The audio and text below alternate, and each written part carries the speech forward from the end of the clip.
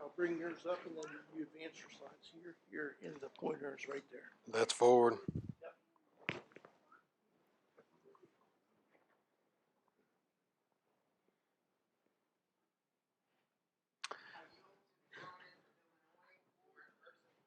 As he's getting these slides pulled up, I heard of a guy once, and he worked for the Olympic Committee.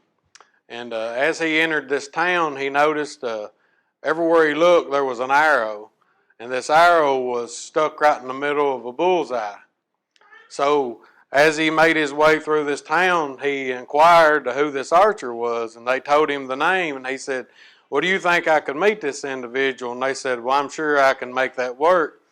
And so he went and he introduced himself to this individual, and he said, "I'm with the Olympic Committee, and I'd like to inquire how you got this talent, how you got so good, and maybe you could even be on our archery team." And that guy said, "Every time I look, your arrow is right in the middle of a bullseye. How is that?" And he said, "Well, it's nothing." He said, "I just rear back and shoot, and wherever it hits, I draw the bullseye around it." Well, if you're here today, that's probably not your outlook at farming, but you get out amongst your neighbors and the community, and that can be what it is. And are we doing our best, or are we rearing back and shoot? And all of us in here, I think we enjoy farming, but you're not in it just for the money. Just like Jason said, I got grandkids myself, and I probably said I'll never be one of those guys, and I'm one of them guys. This is my grandson, and in that picture, he's probably 14 months old. That's Red River crabgrass in the background there, and those are steers running on there. They're probably 11 months old or something in that picture. I just wanted to show that to begin with. We are fall calving herd. All our cows are fall calvers except 6, and or 6 that we run. We have a cooperator that runs some of our cows as well. Right here, docility is a big deal for us. That my grandkid can stand there, and those are first calf heifers, would have been 2 years ago. And, to stand there and take that picture and not have to worry about him getting stomped in the ground. It's me and my dad. My dad's 75 years old, and the majority of the time it's me and him working these cattle. Most of them are in a 30 head group, or some of them there's 40 to a group. We do that for, medicine comes in 10-dose bottles, and there's no extra in there anymore, so we try to do it that way. Right there, that's a 13-year-old cow. I just took that picture the other day. That group there's about 40 in that herd. About half of them, they're W's. If you know about the international code, I looked that up. That cow was born in 2009, and that calf was born, I don't know, he's 30 days old or less. Right here is some timber ground that we had. There was a lot of pine in this, and we'd purchased this farm, and it's 154 acres. We went in and was going to clean the pine out, and it was scattered over this whole property. And after we got in there and got to cutting, we just clear cut it. As you can see, there's grass would be back to our right. We've got that split in paddocks. Right there, of course, that's poly wire going down. There's one paddock back this way. They're in a paddock that can go to about right there. You can see cows right there. That's a 4th paddock that would run down this way. There's a creek that runs along through there. They're probably about 12 and a half acres in each one of those. We've got them split up to where they can access water that runs all up through here. And actually that dozer pile right there serves as one barrier. On the other end, there's not, or at the time this picture was taken, there wasn't electric over here. There's one strand of high tensile that runs around. There's about 100 acres here cleaned up. When we sowed that, we just used contractor mix on all this down through here. So there's ryegrass. You can see some there seeded up. And we just wanted to get the grass up. We did have some wash, but it's not real bad. We didn't graze that very hard at all. One thing about soil health, this ground here, every bit of that was limed. And this part right here was fertilized. What I didn't take a picture of would be over on this side. And even after a soil test and after the fertilizing, the ground on this side was healthier than what we had fertilized. And the grass looks the same now. On the other side, we didn't graze that off during the summer. We did during the summer. It hadn't been grazed again. There's not water real readily available on that side. And we had went in and bush hogged off part of it. And one of those paddocks that had ryegrass that had growed up and had died out, and we just left it, and the grass is greener where we did not bush hog. There's a set of calves that those were weaned off first calf heifers, and on our first calf heifers, we set them up. We AI'd just one time, one round. AI, but all those got pulled off at the same time. Right here, after we weaned those calves, they're grazed. The steers usually run on that crabgrass, and we have some max Q, fescue that they can run on, but most of the time it's heifers that we run on. This is a sorghum Sudan there. What we had done in this particular lot for a couple of years, when we would drill that, well, by the time you'd need to graze it, that plant's probably just 30, 35 days old. And I was afraid that they would pull it up by the roots. So we went in and we cut it. And we keep our mower, the shoes, it'll cut as high as it will. But we go in, harvest that off, have it for baleage to feed our first calf heifers that we're breeding back. That's all we feed baleage to.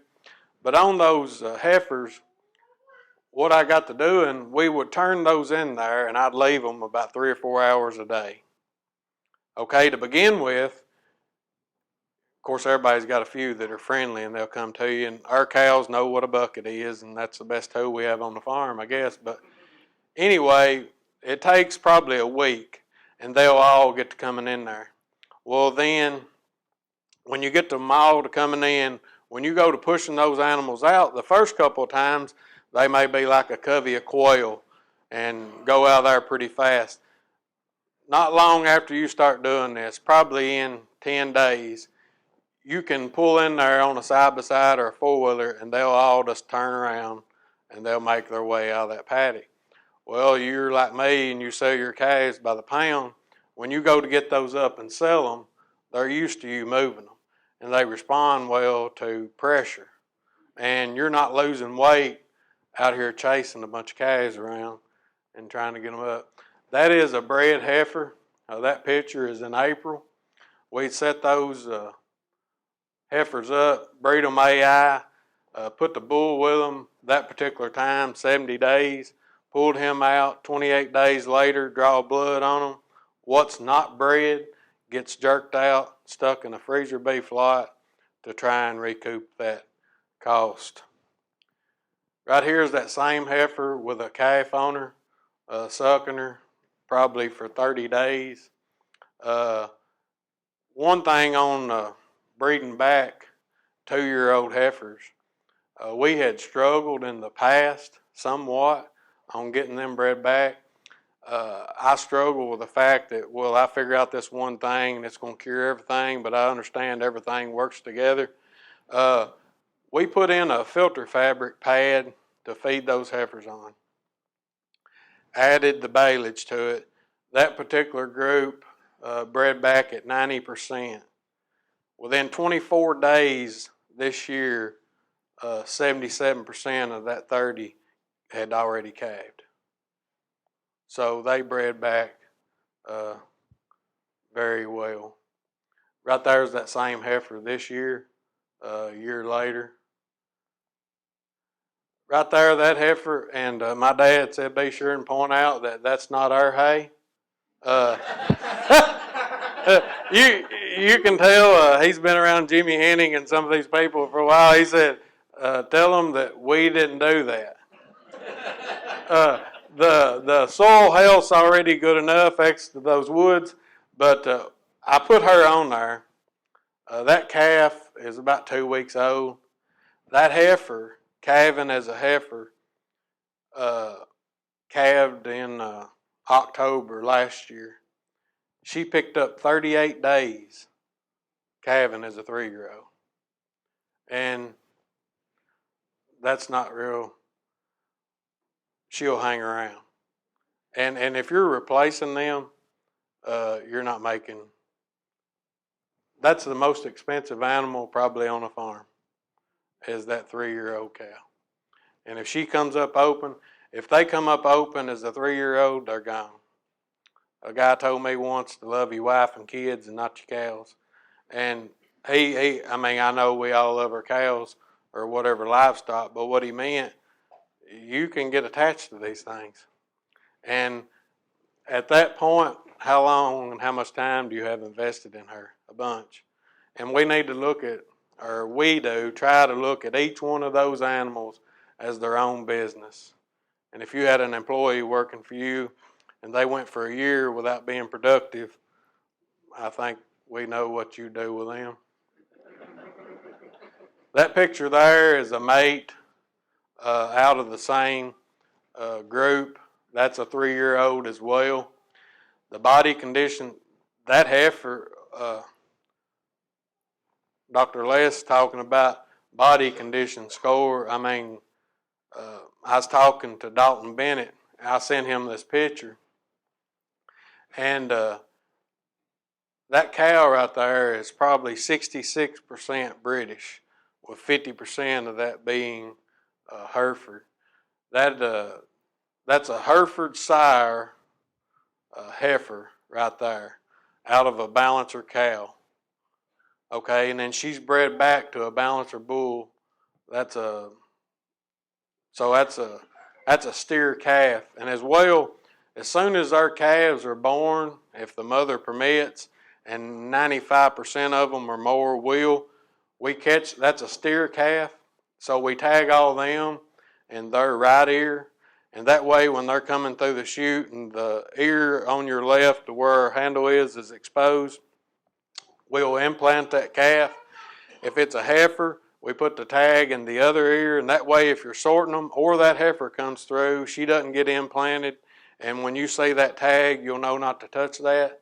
Another thing we've incorporated to try, with costs getting higher and higher, we're going to have to be more efficient. We started doing genomic testing, and this is the first group actually that we did. We did it through Inherit Select. That's a Zoetis product, and you can get EPDs back on any commercial heifer. It'll tell you the breed composition, birth weight, weaning weight. There's a whole list. Fertility. There are different indexes on there. There's a Zoetis cow-calf, a Zoetis total return, and a Zoetis feedlot index. Well, why do that? That's $28 a piece is what you spend. You take a tissue sample out of their ear. It goes into a little vial that has a barcode on it. You correlate that with like her ear tag. Her ear tag's 5G. You send that off, and ideally what we do is we do that before we actually keep those heifers. We don't cull strictly because of that. We'll cull, first of all, for docility, phenotype. It really doesn't matter how much growth one's got. If their structure's not going to hold up, well then that's not any good. If they're not going to breed back, that's not any good. but we use that as culling the bottom off. It'll also show where maybe you need to focus in your buying your bull. On ours, we were like average as far as carcass data. I was pleased with that because we had never put any emphasis on carcass data. Our cows that we kept heifers out of in the past were all older cows, so our fertility rate was very high, and that was comforting. I know Neogen has a product as well. I don't know a whole lot about it, but we've done that, and as well, if you have multiple animals that you run through that, there's a program search point that you can go through Zoetis and you can manage that herd. And you can, like if you want heifer pregnancy, you can weight that it'll group them however you want to do. To finish up, that's my grandson, and he's 3 years old now, and that says a professional mess maker, and I'm sure he'll make plenty, and that'll all be okay. But I guess that's about it. Don't go anywhere. Can I get Jason number 1 back up too? A little confusing, we had 2 Jasons. So now we want to kind of open it up for questions, and anything's on the table, but we really want to focus in on profitability. And I'll start with the first question, is that we've had a pretty dry late summer. So, and that happens sometimes. Can you guys tell us about how you manage these short-term and intermediate droughts in your grazing systems?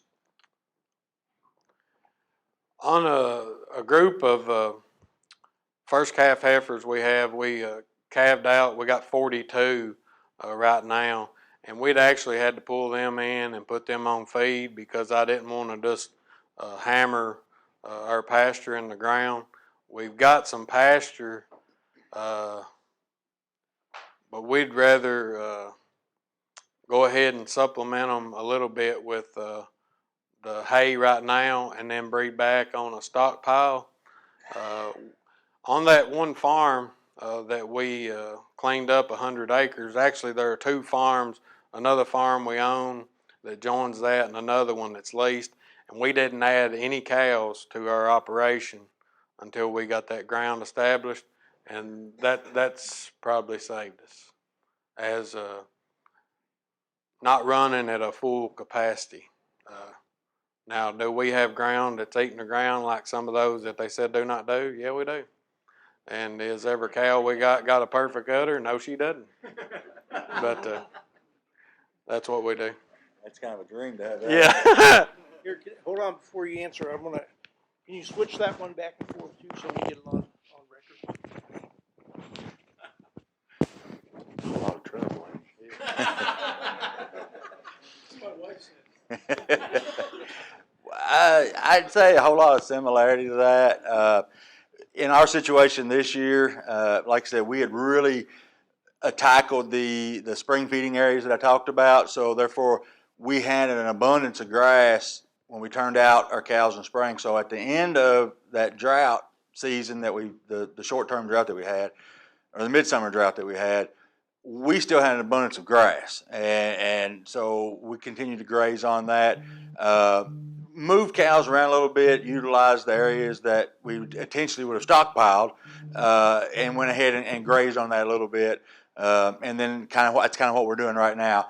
We actually have cows, most of our cows calving. We're split 50-50 on spring and fall calving, about 150 in each season, and we do a 60-day calving season. Right now, all our fall calvers are winding down, a couple of weeks left, but we calve on our hay fields. So we pull off of those pastures and not be stressed and utilize what hay ground we have, which goes back to, I think, originally what we saw 10 years ago. We used to do that a lot, and it led to our soil compaction problem. So we try to kind of manage that, and if the ground's dry, we'll run them on it, but if it gets kind of soft, we pull them off because that's all they're doing is compacting that ground. Anybody have a question for the Jasons? Don't be shy. Bale grazing, or are you unrolling bales to feed? Someone asked about unrolling, either of you guys. We don't bale graze and we don't unroll. We feed strictly hay rings. We used to unroll. We do have our fields, Les and Jimmy and those that's been out know that we've got the ground to unroll hay, but and it just seemed like we seen a lot of waste. And we went back to hay rings, gosh, 15 years ago. And so we do everything in hay rings. Specifically now that we use these spring feeding areas, it works really well for that. So are you moving around where you feed the hay? We have. I'm glad you asked it to clarify that. We do some in the areas that we don't have these spring feeding areas made yet. We move the rings around periodically, so it's somewhat of a type of bale grazing, although we don't stretch out over our entire pastures or hay fields.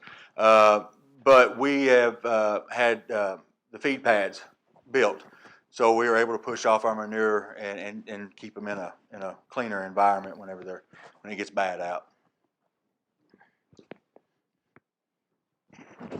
We feed on filter fabric in some places, and another one we have fixed where you can put like 6 rows down an alleyway. Got filter fabric as well. Doesn't have a cover over it or anything like that. But you're on the tractor and you're just driving in. You can push 6 rows up at a time. With our fall calving cows, the calves will crawl in there sometimes, but they're really not going anywhere as well. We unrolled some. We had a farm leased about 300 acres, and we give it up. So we had a bunch of extra hay rings. So we scattered those over different farms, and I tried to get it to where we just feed hay once a week. Well, when wet weather was coming, and just say you weren't going to feed till Saturday, well, you go ahead and top it off today, and then you're not out there in the wet ground. That made a big difference on some of those places. We'd have to drive across the hayfield to get to a different farm. But then we also have this designated areas that don't have filter fabric. It's not bale grazing. It's just Can you tell us about your crabgrass that you're grazing? the Mojo crabgrass that we had seeded, back when we very first done that, we got a no-till drill. Well, we start running this seed through it. Well, I don't know if you'd call it static or whatever. It would build up in those tubes. So we're like, what do we do? So Daddy said, well, just jerk all them tubes off. And we set the drill to where it go deeper in the ground.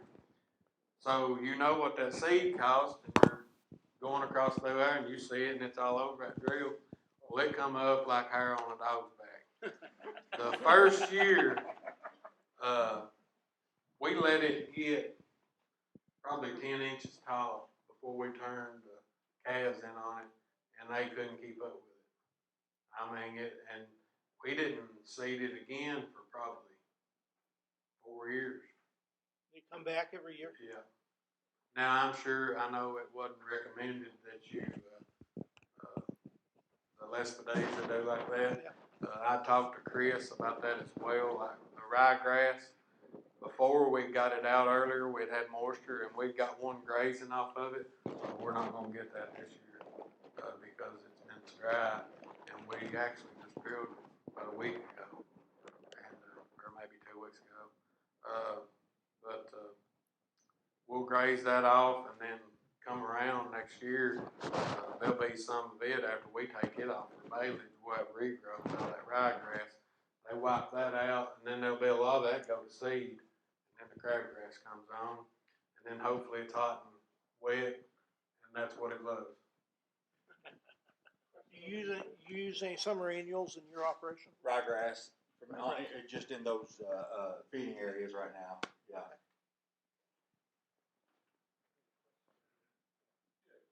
You said you both have unrolled in the past. Is there certain conditions under which you would suggest unrolling the hay versus no bale grazing or? Diesel fuel, $2 a gallon would help. Now, What'd you say? last year, what I did do, and I noticed the difference, on that particular farm where I showed Great Hopes from grazing, my daughter's got a house there, and there's 6.5, 7 acres around her house. We don't put that hay in the barn, it's just set outside. Part of the reason was to unroll it on that, where we had wash, where we had sowed that. Another, I would go and I would unroll, I may set out 7 rows of hay, but I'd unroll one as well. And they'd do a good job cleaning it up. I'd set 2 of those rows out the other day to a particular group of cows. One thing I think that could make us, hay's probably the most expensive thing we've got. So it's nice when you set a roll out and you go back and the only thing left there is string. You know, and I'd set those 2 rows out the other day and there was mature Johnson grass in it. And I mean, there's probably a foot at the bottom of that hay ring that's just stems. So that's of no value whatsoever.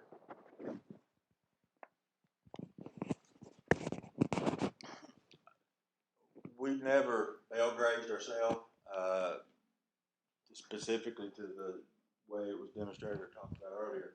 I do think it has its place.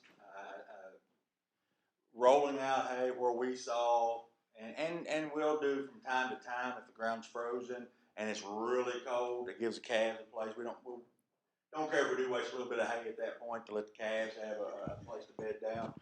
But one thing I guess I failed to mention when it come to feeding hay, Dad's 72, my uncle's 91 now, and we started putting in fence line feeders, the hay feeders in the fence rows, right along the road in places. So it's quicker, it's easier. I don't have to worry about them being out in the mud, trying to open gates, cattle and stuff like that. So that's one of the biggest reasons we don't unroll or bale graze. It's easier, and safer. Any other questions? Got one here. When you clip the rear for that, when you send it off as a wedding, does it PI test them too? No. Y'all PI test? I talked to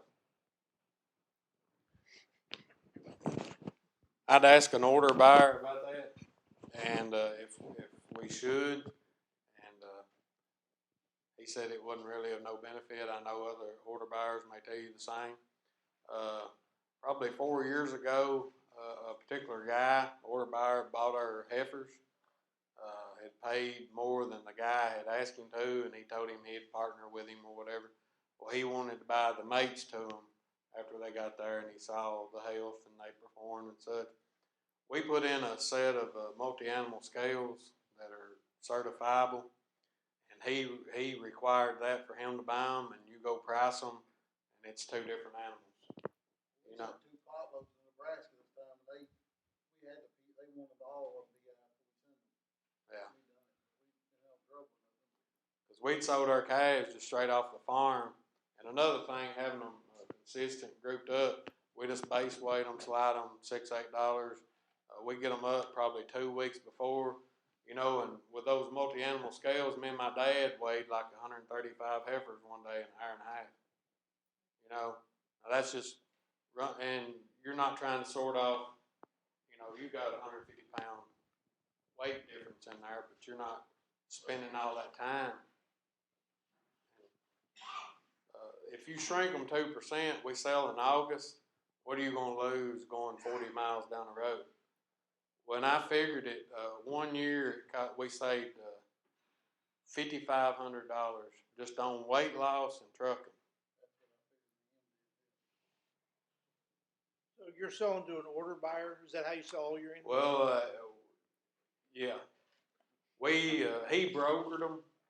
Could I get on the phone or go out west and find a feed yard that would take our cattle? Probably.